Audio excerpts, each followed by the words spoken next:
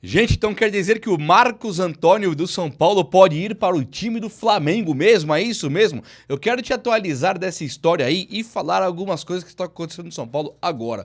Nós temos aí um empréstimo oficializado. Além disso, tem a venda de atacante encaminhada que vai também sair mesmo do time do São Paulo Futebol Clube e já tem o seu próprio destino. O negócio foi certo. O São Paulo, depois de emprestar lateral, ele se aproxima de outro que é craque, joga muita bola mesmo e ele vai dar muito o que falar. E a busca pelo meia no time do São Paulo, também ela tem muito a ver aí com o São Paulo Futebol Clube de agora. E Rames Rodrigues ontem ele deu muito o que falar ali nos noticiários, porque teve uma página, um site colombiano que coloca o Rames Rodrigues meio no São Paulo como interesse, e eu quero mostrar pra vocês tudo que tem nesse tipo de situação aí, e vai ser um vídeo muito top. Vem comigo aí, então aí, ó, chega nesse likeão pra dar aquela moral no vídeo, e vem comigo, faça parte comigo desse time que só cresce aqui, e eu faço muita questão de ter você por aqui. Chega comigo aí. Olha só, deixa eu começar o vídeo falando do Rames. Depois eu explico a situação do Marcos Antônio. O Rames Rodrigues saiu no jornal AS, lá da Colômbia, lá, e ele seria um jogador do interesse do São Paulo Futebol Clube que estaria disposto a pagar até 4 milhões de dólares por ano. Não é por mês, seria por ano. Então 4 milhões de dólares por ano, ele dá na casa ali dos 20 milhões de reais, né? O que 20 milhões se divide por 12 meses dá mais de 1 milhão por mês, 1 milhão e porrada aí. E isso é mentira, tá? O Jornal da Colômbia, ele pode até ter visto alguma coisa do Rames poder voltar para o São Paulo. Seria algo meio inacabado, uma história meio inacabada como era de Hernan Crespo, né, que voltou pro time do Tricolor. O São Paulo, ele vira e mexe, ele faz isso. O Pato foi embora, voltou, esteve aqui, foi embora, voltou, né? O Hernanes, não vou nem falar, mas o Hernanes é mais da casa. O Alexandre Pato é um exemplo legal que parece um pouquinho aí com o Rigoni, com o Rames Rodrigues, com o Hernan Crespo, né? O que rolou? Quando o Rigoni veio aqui, ele teve uma passagem relâmpago, pegou e foi embora. Nós tivemos a mesma coisa acontecendo com o Alexandre Pato. Veio pra cá, teve uma passagem, foi embora, voltou depois para o time do São Paulo. E tivemos a mesma coisa com o próprio Hernan Crespo, que veio pra cá, ficou aí 6 meses e acabou indo embora. E agora seria a vez do Rames Rodrigues, que poderia ter vindo pra cá de maneira relâmpago, não deu certo por inúmeras consequências, mostrou que tem um futebol refinado jogando pela seleção colombiana, mas parece que a coisa não se concretiza quando fala de clube de futebol, né? Então, olhando aí pro cenário mesmo, é inacreditável, não tem nem lógica pagar os 20 milhões de reais aí por um ano de Rames Rodrigues. É claro que o Rames ele quer se preparar para a Copa do Mundo. No São Paulo, o São Paulo acaba de aposentar o meia ali, o Oscar. Então o Rames, se viesse para o São Paulo recebendo um valor simbólico, vamos colocar aí um salário de 200 mil reais, que é quase a equipe de base quando sobe, era uma renovação do Jandrei, sabe, pagar isso, conta de risco, fala, quer ganhar dinheiro, vai ter que jogar bola, jogou, ganha, aí daria para pensar no Rames Rodrigues. Agora, nos moldes que o jornal colombiano colocou, é uma coisa impensável, né? É pra dar risada e falar, não, jamais, nunca. Agora, se fosse pra ir pra cá e só receber se jogar, eu acho que seria uma coisa bastante interessante, seria um atrativo. Não para titular, nossa, depende, eu coloco minha temporada agora nas costas do Rames. Não, de jeito nenhum. Agora, um jogador que quase não recebe para ficar aqui, para se preparar para Colômbia, é igual ficar no CT, eu acho que seria legal, e se jogar ele vai só acrescentar para tentar se preparar para a seleção colombiana. Mas enfim, o São Paulo, ele encaminha a venda do atacante Eric para o Vitória da Bahia mesmo. Se você é o cara que queria ver o Eric fora de São Paulo, tá aí, o Eric tá indo embora. Se você é dos caras igual a mim que queria ver o Eric reintegrado ao elenco, tentando ter uma nova chance com o técnico Hernan Crespo, já era. O Curitiba entrou na jogada para tirar o Eric do Vitória. O Vitória chegou e falou, não vai tirar, aumentou a proposta e o São Paulo tá prestes a assinar a transferência do Eric de maneira definitiva, até para receber esses 7 milhões de reais aí e colocar também o Eric no mercado, onde vai participar do plano de futebol de um time igual do Vitória e não ficar no banco do São Paulo amargando ali a reserva sem conseguir ter espaço. A verdade é que o São Paulo tem que fazer, colocou no planejamento, 180 milhões de reais em vendas. E essas vendas começam com o Eric. Aí o Eric vale 7 milhões. Quanto falta para chegar em 180, percebe? Você não tem jogadores suficiente para vender, se for a 7 milhões, para chegaram no 180. Então, vendi o Eric, pô, legal pra caramba. Ridículo vender por 7 milhões. Quero vender o Eric pra um concorrente, um rival. O Vitória é rival. O Vitória pode não ser um rival aqui de São Paulo ou do Rio de Janeiro, que tem uns times lá que estão grandes. Agora, o Vitória é um rival da Série A, é um time de respeito. Você quer meu jogador? Venda por 25 milhões. Né? Quando o São Paulo tentou levar o Mateuzinho, se é que o São Paulo fez proposta, mas teve uma sondagem, eu vi da boca do presidente falando, ninguém vai levar o Mateuzinho. O Mateuzinho custa uma grana pesada. Lembra do Mateuzinho, meia do Vitória? Ninguém podia levar o Mateuzinho, que o presidente do Vitória puxava os cabelos. E aí é o jogador que foi pro banco de reservas e perde o espaço, principalmente pro Eric. Então o Mateuzinho vir para o São Paulo era impossível, superfaturado, carésimo, e quando é o Eric que vai para lá, o São Paulo vende por 7 milhões. Então o São Paulo ele dá um recado claro aí pro mercado. Eu sou o Pagalanche, eu sou o Bocó, eu sou o Mocorongo aqui que todo mundo pisoteia a cabeça. O São Paulo, quando quis o Marlon Freitas, ele estava disposto a perder o Pablo Maia. Marlon Freitas vai fazer 31 anos, já fez. Pablo Maia tem 23 anos. Ah, mas o Marlon Freitas ganhou a Libertadores. O Pablo Maia ganhou a Copa do Brasil. Então olhar Pablo Maia e Marlon Freitas, o futebol dentro de campo, os dois no auge, é muito parecido se o Pablo Maia não for melhor. A verdade é que o Pablo Maia não vive o seu auge, tá mal, mas o Marlon Freitas também não é um cara que tá aí há 10 anos fazendo sucesso no futebol. É um cara que apareceu recentemente, quase beirando os 30 anos, que ele começa a se destacar. Então olhar pro Marlon Freitas e Pablo Maia, eu acho um absurdo pensar e comparar jogador por jogador, valor de mercado e tal. Mas o São Paulo queria. Aí ele não consegue porque o Botafogo pisoteia mesmo. Aí o Botafogo pega o Marlon Freitas e vende pro Palmeiras. Então assim, o São Paulo ele deu o recado pro mercado. Ele mostrou, eu sou o bobão aqui. E isso se concretizou quando ele compra o Diego Souza e empresta pro Botafogo pagando salário. Ele compra aí o Nicão e empresta pro Cruzeiro, empresta pra não sei quem até perder o cara. Né? Ele compra Pablo, empresta depois. Você perde o dinheiro mesmo todo. Fica pagando Dani Alves e Jusilei. O São Paulo deu o recado pro mercado. Eu sou o Pagalanche. Everton Felipe, uma contratação das mais bizarras de todos os tempos. Empresta. Raniel, que acabou virando um Vitor Bueno, acabou emprestado. É um time que não dá pra acreditar o quanto se autodesvaloriza. E olhar pro Eric agora indo pro Vitória por 7 milhões é se desvalorizar. Ah, mas veio de graça. Não interessa. É jogador que tá em alta. Não pode. É um jogador do São Paulo Futebol Clube custar 7 milhões. Vai contratar o terceiro goleiro do Flamengo lá. Não sei nem quem é. Vai contratar o terceiro goleiro, vê se você paga 7 milhões e eles liberam. Vai contratar o terceiro goleiro do Palmeiras. Não sei quem é. Tenta oferecer 7 milhões pro terceiro goleiro. Veja se eles vão liberar. Não vão. Então o Júlio Casares, a pior gestão de todos os tempos, dá esse recado também pro mercado e fica sendo ridículo, pagando vergonha aí, como foi o caso do Eric. O Patrick lança de forma oficial, ele vai embora para o Juventude, o São Paulo oficializa o empréstimo, é o segundo jogador que ele empresta para o Juventude, sendo Jandrei e Patrick Lanza. Aqui não tem problema, tá? Jandrei e Patrick Lanza não tem problema em emprestar. Esses aí provaram que não servem pra lugar nenhum por enquanto. O Jandrei não vai servir nunca. O Patrick Lanza pode ser que um dia melhore. Agora, um cara igual o Eric, ele podia melhorar. Jogou bola no Ceará, jogou bola no Vitória, só não jogou bola no São Paulo. Então é por isso que me incomoda tanto o Eric emprestado. E aí você fica trazendo o Tapia, querendo pagar 10, 12 milhões, enquanto o Eric tava dando sopa.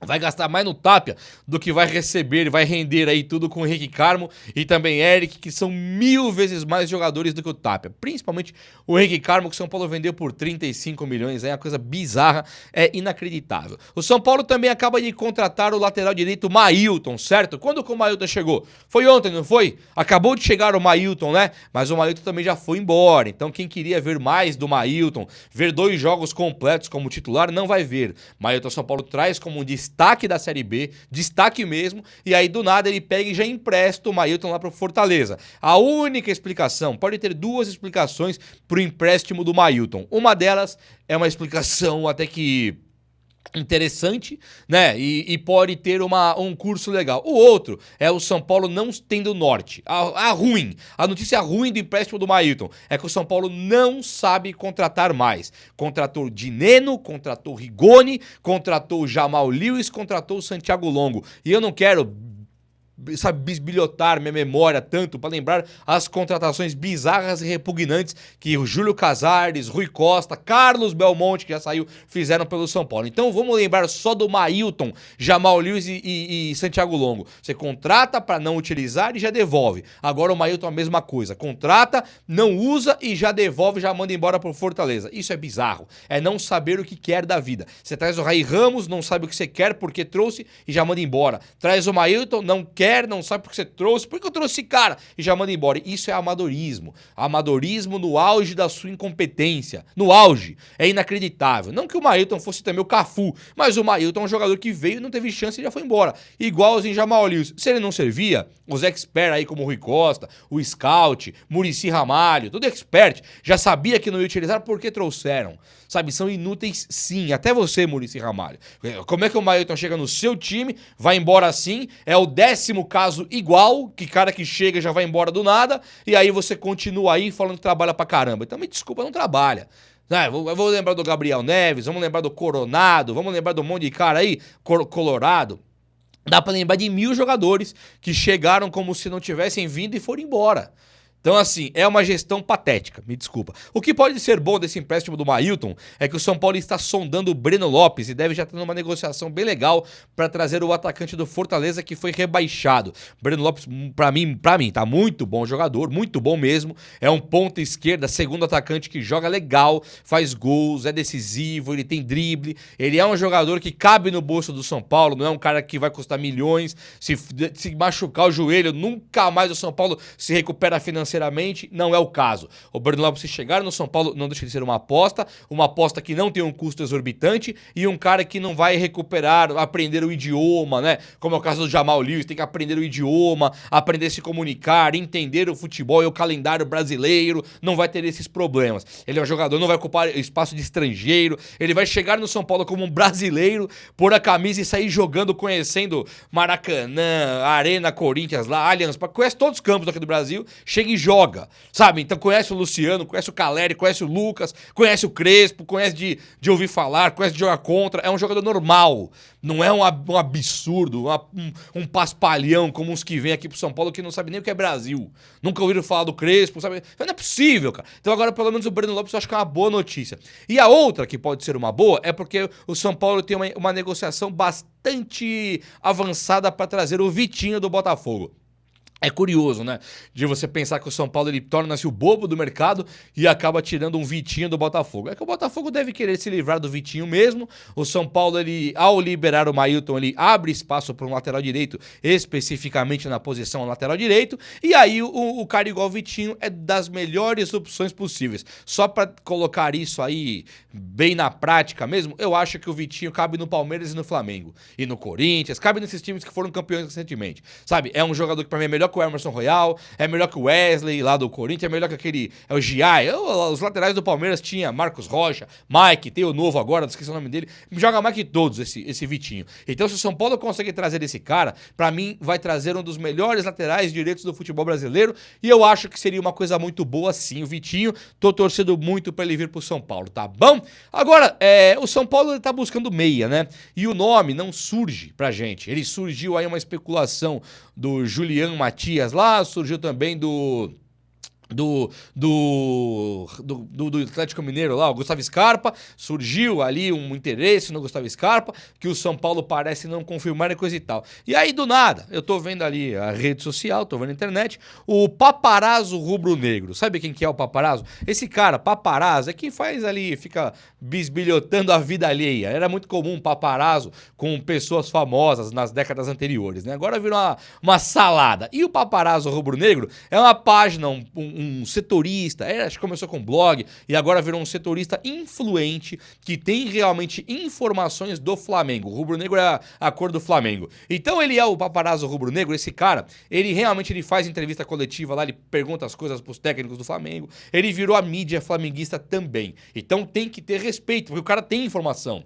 E aí ele coloca ali que o Flamengo agora vai tentar a contratação do meia da Lazio emprestado pro São Paulo chamado Marcos Antônio. Aí você fala, peraí, ele tá mal informado, porque o meia não é mais da Lazio. Ele por força contratual, ainda o São Paulo não pagou, mas o São Paulo já tem que pagar. Se o São Paulo não pagar agora, ele já é nosso. A Lazio vai colocar o São Paulo no transfer ban, FIFA, o São Paulo vai ter que pagar, porque ele bateu a meta de compra e agora o São Paulo tem que comprar ele da Lazio. Então ele não é mais da Lazio, apesar dele ter um vínculo com a Lazio ainda, mas ele é do São Paulo. A partir de janeiro de 2026, o São Paulo tem a obrigação de comprar daqui 4 dias. Então não tem mais jeito.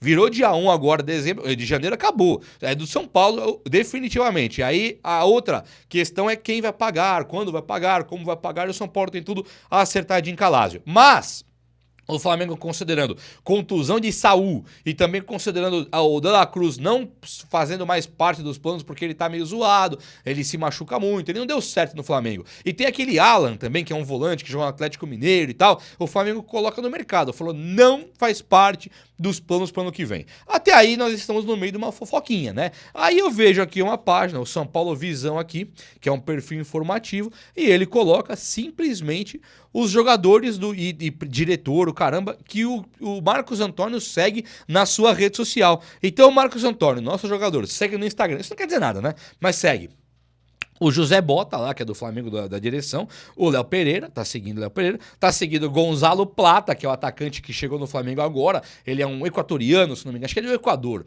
e ele é um cara que é muito rápido, ele tá, jogou Libertadores, nós conhecemos ele na Libertadores, agora joga no Flamengo. Então assim, não é um cara que cresceu com o Marcos Antônio, não é o caso. O Marcos Antônio talvez tenha conhecido o Plata lá no Flamengo, e ele passa a seguir o cara. Nós temos aqui também Pedro Guilherme, que é o Pedro centroavante, tem aqui o De La Cruz, Nicolas De La Cruz, e tem o Emerson Royal, que é o lateral direito.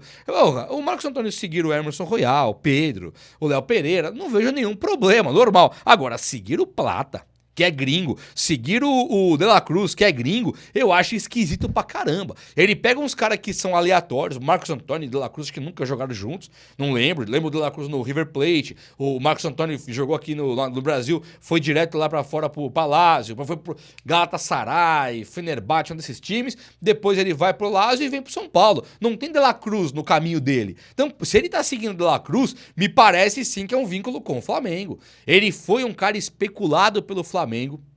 O Flamengo queria levar o Marcos Antônio. O Marcos Antônio, ele chegou e falou, quero jogar no São Paulo. Ele bateu o pé e quis ir para o São Paulo e acabou vindo. Até fiz vários vídeos falando, São Paulo dá um boné no Flamengo. São Paulo dá um chapéu no Flamengo com o Marcos Antônio. Aí agora você olha, o Marcos Antônio ele tá seguindo vários e vários caras do Flamengo e não só os brasileiros que ele pode ter amizade, mas alguns gringos que dificilmente ele conhece como Plata e De La Cruz. Complicado de pensar nisso aí, né? E aí, Marcos Antônio, você tem que virar público.